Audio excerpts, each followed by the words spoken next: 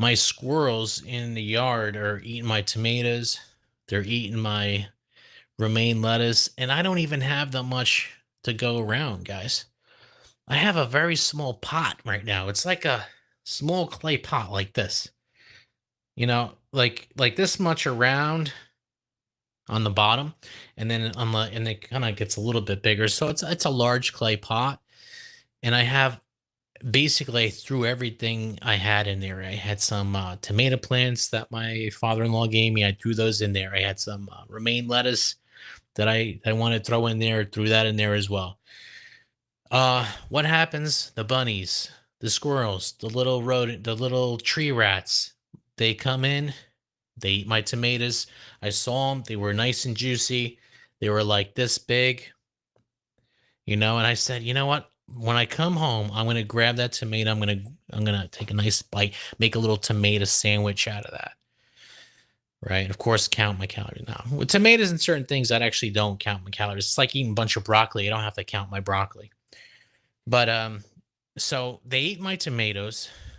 I suspected it was either the squirrels or the rabbits. Right now, I think it might have been the squirrels though, because I hear the scratching above my head. I hear like scratching as if they're trying to get back in the roof. There's a soffit right above my head, which is where I heard them last time. Last time I had to get them excluded out of the house. The exclusion took, we had to hire somebody. It was all involved and stuff like that. And the squirrels, they were excluded out of the house. I don't know how they do it, but actually, I know how they do it. The squirrels are always leaving the house, right? And they come back and they leave and they come back and they leave and they come back. They put something on the outside where it makes it so that once they leave, they can't come back in. And it's made out of this wire and it's metal and it's whatever. So this guy we hired, he did that and he made it so that these squirrels couldn't come back in the house. And that lasted for a bunch of years. But now I'm wondering if the squirrels are back in the house. Not that I used to hear them scurrying above head like when I'm sleeping. And I hated that. I'm hoping that they're not getting back in because who knows, they might have like started gnawing on the metal grate that's up there, and over time, over many years, maybe they gnawed their little teeth and they gnawed that thing straight through. So who knows what happened up there?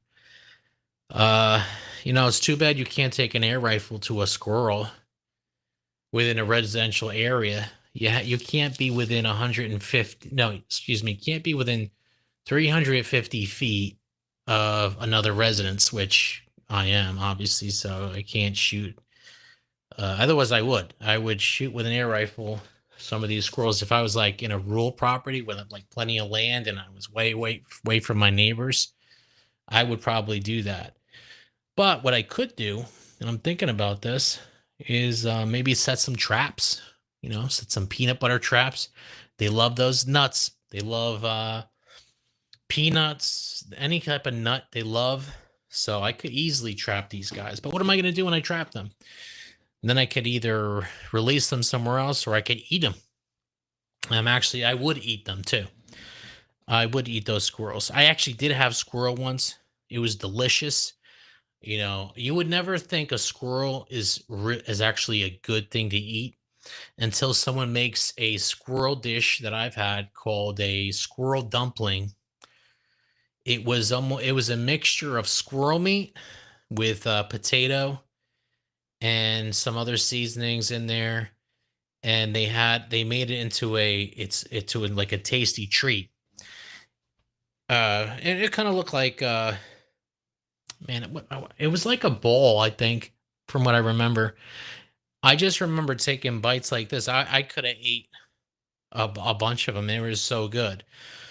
The thing about eating wild game is that somehow it feels more nourishing to your body than normal food. It's something about the fact that it's a living animal out in the wild, a wild animal I should say, and it's scurrying about, it's eating nuts off of trees, and it's getting nutrition that you wouldn't normally get by like visiting the supermarket and buying some farm raised meat. Like they're getting nutrition out there that you normally wouldn't hear about, I guess. So really, really good stuff. I've had deer or venison. Another fantastic venison burgers are better than regular burgers. You just gotta mix them with either pork or beef, some type of other meat, maybe 85% lean meat, and the because they're not. It's a very lean. The venison is very lean, so you need to mix it with some type of fat to make it palatable and to make it taste better. And it comes out really good. It really does. It's so I've had venison, I've had squirrel. Squirrel was really good. I've also had